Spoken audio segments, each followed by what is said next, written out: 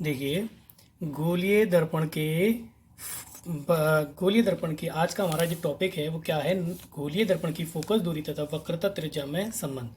तो गोलीय दर्पण की फोकस दूरी तथा वक्रता त्रिज्या, तो फोकस दूरी क्या होती है? तो मैंने आपको बताया था गोलीय दर्पण की फोकस दूरी क्या होती है कि मान के चलिए ये आपका क्या है, गोलीय दर्पण है। क्या है ये? एक गोलीय दर्पण है और ध्रुव से, यानी कि ये ध्रुव है, ध्रुव से मुख्य फोकस तक के बीच की दूरी जो आपकी होती है, ध्रुव और मुख्य फोकस के बीच की दूरी जो होती है वो क्या कहलाती है? आपकी फोकस दूरी कहलाती है। क्या कहलाती है? फोकस दूरी। तो ये आपकी फोकस दूरी है। ध्रुव और मुख्य फोकस के बीच की दूरी क्या कहलाती है? आपकी फोकस दूरी। तो ये फोकस दूरी हो गई। और आपकी वक्रता त्रिज्या, तो ये सी जो होता है वक्रता केंद्र, वक्रता केंद्र और ध्रुव, ध्रुव और वक्रता केंद्र के बीच की दूरी वक्रता त्रिज्या कहलाती है। क्या कहलाती है? वक्रता त्रिज्या। तो वक्रता त्रिज्या क्या है कि ध्रुव और वक्रता केंद्र के बीच की दूरी वक्रता त्रिज्या, ध्रुव और मुख्य फोकस के बीच की दूरी, आपकी मुख्य फोकस के बीच की दूरी फोकस दूरी कहलाती है। इन दोनों के बीच में रिलेशन बताना है एफ और आर, यानी वक्रता त्रिज्या और फोकस दूरी के बीच में संबंध आपको बताना है।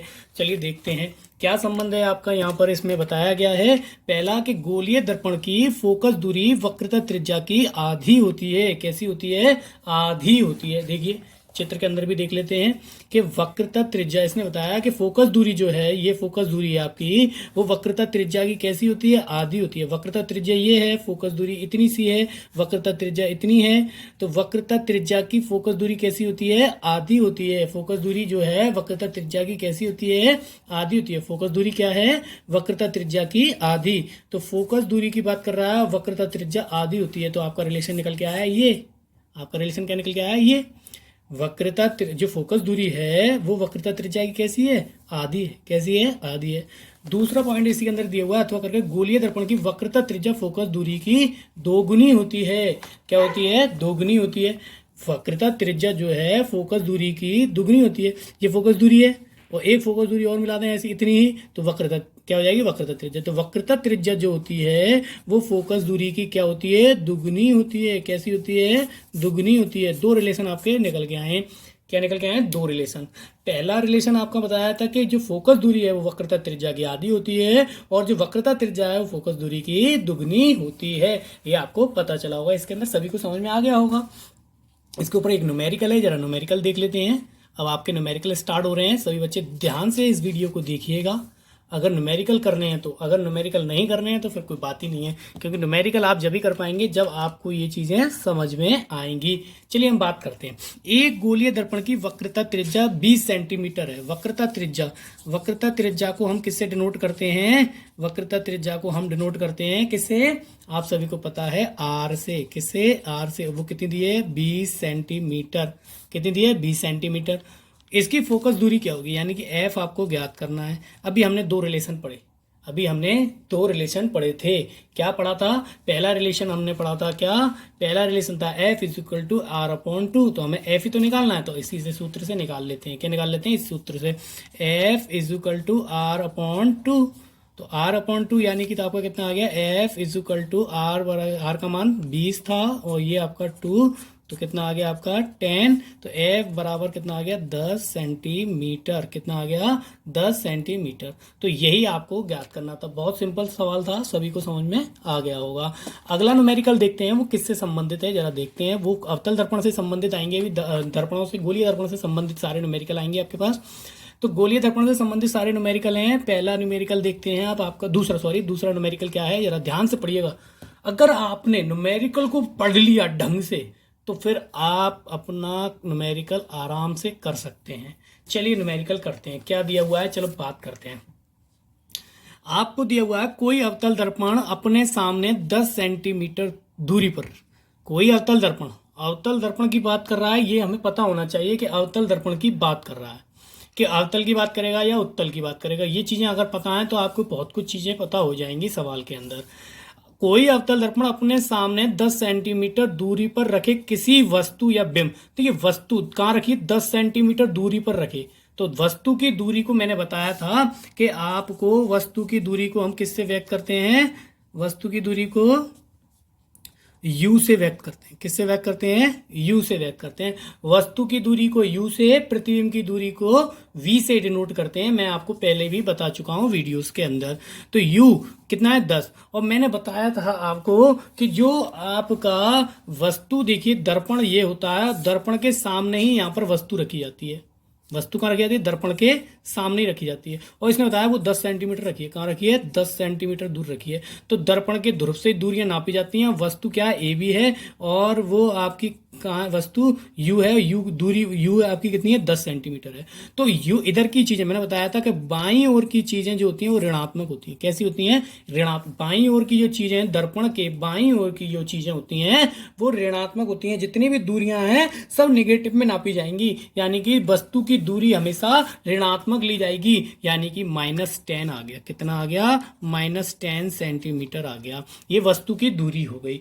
वस्तु की दूरी, फिर इसने बताया वस्तु का 3 गुना आवर्धित बड़ा वास्तविक प्रतिबिंब बनता है। वो वास्तविक की बात कर रहा है, तो इसमें आप समझ लीजिएगा। पहले तो हम बात करते हैं कि 3 गुना आवर्धित। आवर्धित मतलब 3 गुना बड़ा। आवर्धित मतलब 3 गुना बड़ा, यानी कि आवर्धन दिया हुआ 3 गुना।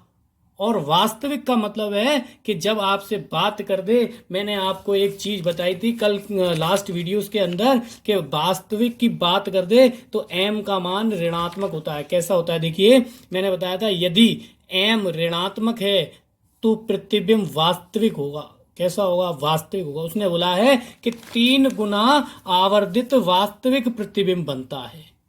कैसा बनता है?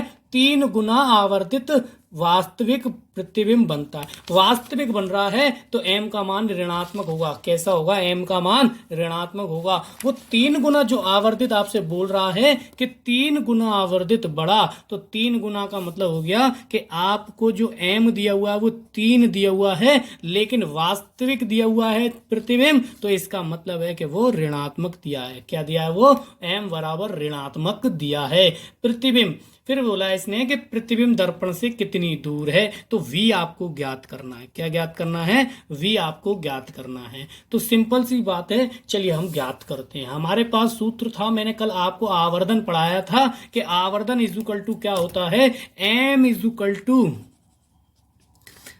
Equal to minus V upon U. ये आपको एक सूत्र पढ़ाया गया था, m is equal to minus V upon U. तो minus v upon U, m is equal to, m का मान है, u का मान है, आप v का मान आराम से निकाल सकते हैं। चलिए m की जगह पे m का मान रख देते हैं -3, और v के स्थान पे देखिए -v, और u के स्थान पर u रख देते हैं माइनस, आपका कितना आ जाएगा?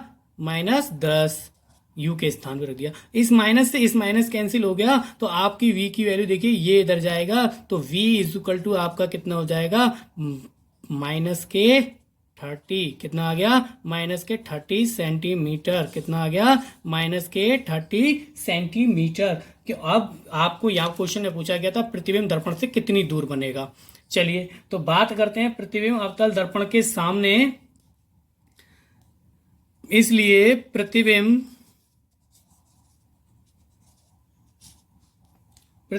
अवतल दर्पण आपको दिया हुआ है क्वेश्चन के अंदर ही। अवतल दर्पण के सामने ध्रुव से, सारी दूरियां ध्रुव से नापी जाती हैं, ध्रुव से 30 सेंटीमीटर, कितना? 30 सेंटीमीटर दूरी पर बनेगा। किस पे बनेगा? दूरी पर बनेगा। यहां लिख देते हैं, दूरी पर बनेगा। ठीक है, सभी को समझ में आ गया होगा। न्यूमेरिकल किसी भी बच्चे को कोई भी प्रॉब्लम नहीं आई होगी। बस आपको चीजें याद रखनी है। अगर न्यूमेरिकल आपने देखा ध्यान से कि आपको दिया क्या है, क्या कह रहा है, अगर आपने वो समझ लिया तो आप आराम से न्यूमेरिकल कर सकते हैं, कोई प्रॉब्लम नहीं है। चलिए एक न्यूमेरिकल और देखते हैं। हमारा आज का एक न्यूमेरिकल और क्या है, आपको क्या क्या चीज दी है, बड़े ध्यान से देखेंगे सभी बच्चे, किसी बच्चे को कोई प्रॉब्लम नहीं आएगी। बहुत इजी सवाल है ये भी। चलिए करते हैं। हमको दिया गया है कि 7 सेंटीमीटर साइज का कोई बिंब, मतलब बिंब का जो साइज दिया हुआ है कि 7 सेंटीमीटर, मतलब बिंब मतलब वस्तु का साइज दिया हुआ है। वस्तु के साइज को हम किससे डिनोट करते हैं? वस्तु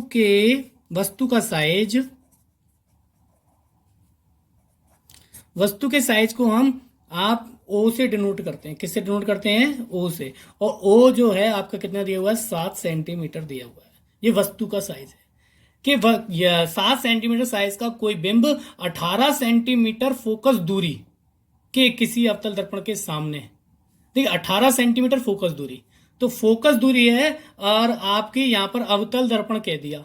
तो अवतल दर्पण का जो फोकस दूरी होती है, फोकस दूरी एफ, इसने अवतल दर्पण कह दिया, तो अवतल दर्पण की फोकस दूरी ऋणात्मक होती है। ऋणात्मक कितना दिया हुआ है आपको 18, फोकस दूरी 18 सेंटीमीटर, कितना दिया हुआ है? 18 सेंटीमीटर माइनस का, ठीक। फिर इसने बोला किसी अवतल दर्पण के सामने 27 सेंटीमीटर दूरी पर रखा गया है कोई बिंब मतलब कोई वस्तु कहां रखी गई? 27 सेंटीमीटर दूर रखी गई है। तो यानी कि वस्तु की दूरी यू मैंने बताया था अभी, कहां कितनी दूर? 27 सेंटीमीटर माइनस 27 सेंटीमीटर, और ऋणात्मक है क्योंकि ये वस्तु की दूरी हमेशा ऋणात्मक ली जाती है, ठीक है। दर्पण से कितनी दूरी पर किसी पर्दे को रखें?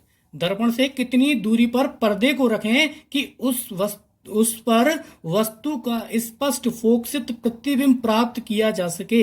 प्रतिबिंब का साइज तथा प्रकृति भी ज्ञात कीजिए। मतलब हमें सीधी सीधी बात है कि प्रतिबिंब की दूरी, क्योंकि वस्तु कहने का मतलब है इसे पर्दे को कितनी दूरी पर किसी पर्दे को रखें, तो पर्दे पर प्रतिबिंब बनेगा, तो प्रतिबिंब कितनी दूर बनेगा? तो पर्दा जितनी दूर होगा। तो हमें क्या करना है? वस्तु की दूरी यानी प्रतिबिंब की दूरी हमें ज्ञात करनी है। क्या ज्ञात करनी है? प्रतिबिंब की दूरी।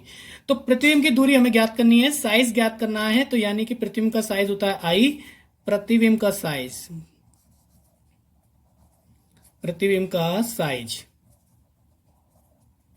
प्रतिबिंब के साइज को हम किससे डिनोट करते हैं? आई से। किससे डिनोट करते हैं? आई से। तो आई भी हमें ज्ञात करना है, प्रतिबिंब की दूरी भी ज्ञात करनी है,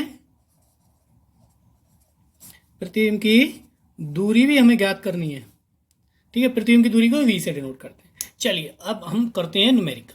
अब न्यूमेरिकल करने से पहले आपको सूत्र मालूम होना चाहिए। मैंने दर्पण सूत्र आपको बताया था कि दर्पण सूत्र क्या होता है? दर्पण सूत्र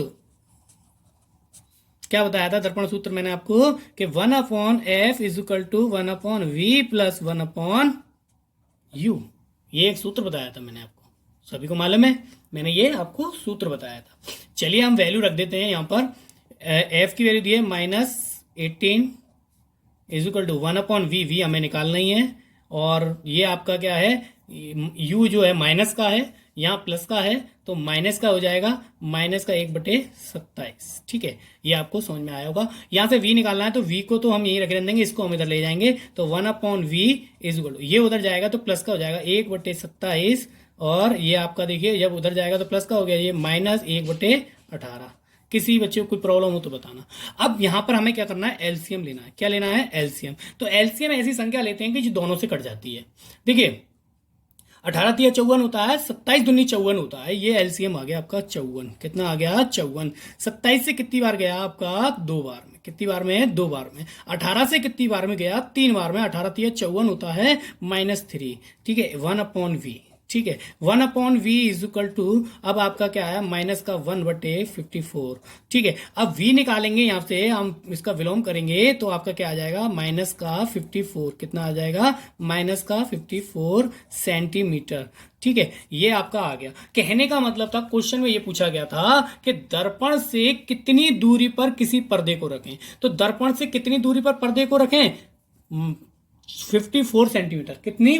54 सेंटीमीटर दूर पे रखें, ठीक है, जिससे वस्तु का क्या हो जाएगा? स्पष्ट फोकसित प्रतिबिंब प्राप्त किया जा सकेगा, ठीक है। चलिए बात करते हैं, ये माइनस का 54 सेंटीमीटर आ गया, ठीक है। अब बात करते हैं हमसे पूछा गया प्रतिबिंब का साइज यानी कि आई आपको ज्ञात करना है। क्या ज्ञात करना है? आई। तो मैंने आपको एक सूत्र बताया था कि m is equal to I/O, बताया था एक सूत्र, I/O, सभी को मालूम है, और ये बताया था -v/u, कल आवर्धन जब आपको पढ़ाया गया था तो ये सूत्र बताया था, इन दोनों चीजों को उठा लो, ये दोनों चीजें बराबर हैं, I upon O is equal to minus V upon you.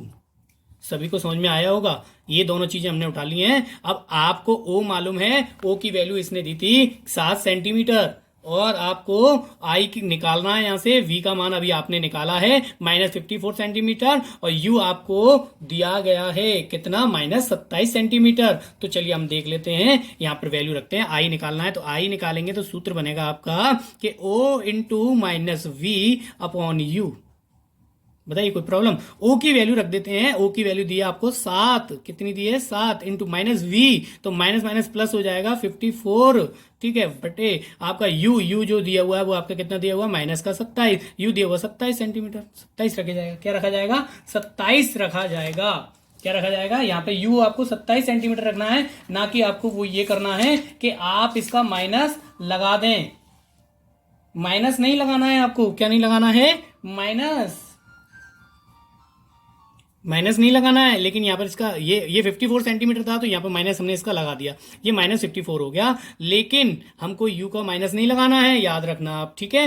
अब इसको हम सॉल्व करते हैं, तो चलिए सॉल्व कर लेते हैं। आपको मालूम है कि ये आपका जो है क्या आएगा, यहाँ पर देखिए 27 दूनी जो होता है 54 होता है, कितना होता है 54 होता है, तो 54 हो गया आपका, 27 दूनी 54 और 7 दूनी 14, तो माइनस के 14 सेंटीमीटर, माइनस के 14 सेंटीमीटर।